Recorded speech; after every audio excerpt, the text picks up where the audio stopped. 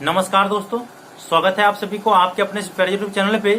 दोस्तों, degree part 1 examination form fill up को लेकर के आप लोगों के मन में बहुत ही डाउट्स उत्पन्न हो चुके हैं, और वो इसलिए क्योंकि छात्र कह रहे हैं कि सर मैंने तो एग्जामिनेशन फॉर्म पहले ही फिलअप कर दिए हैं, तो फिर किस छात्र का एग्जामिनेशन फॉर्म फिलअप किया जाएगा।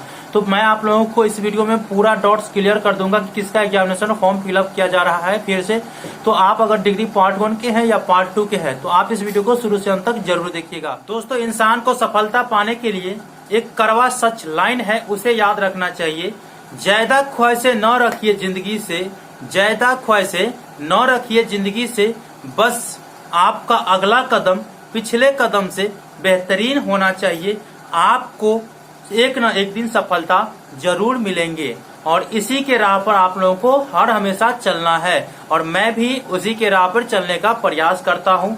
सबकी जो करतूतें हैं वो ऊपर वाला जरूर देख रहे हैं, तो आप लोगों को क्या करना है, अपना जो अगला कदम है उसे पिछले कदम से बेहतरीन कीजिए, और मैं भी करने का प्रयास करता हूँ।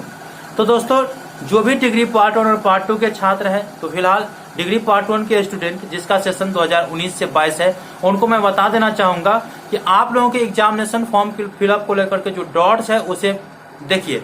सबसे पहले एग्जामिनेशन फॉर्म फिलअप की तिथि जो इस बीच जारी की गई है वो उन छात्रों के लिए की गई है जिन्होंने लॉकडाउन के अवधि में एग्जामिनेशन फॉर्म फिलअप नहीं कर पाए थे, छूट गए थे।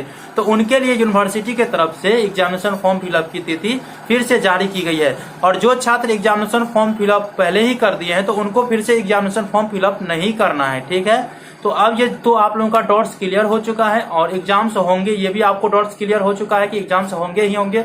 डिग्री पार्ट 2 के छात्रों का जो है एग्जामिनेशन फॉर्म जो फिलअप हुआ था वो लॉकडाउन से पहले ही हो चुका था, उसके बाद पार्ट 1 के छात्रों का एग्जामिनेशन फॉर्म फिलअप हो रहा था।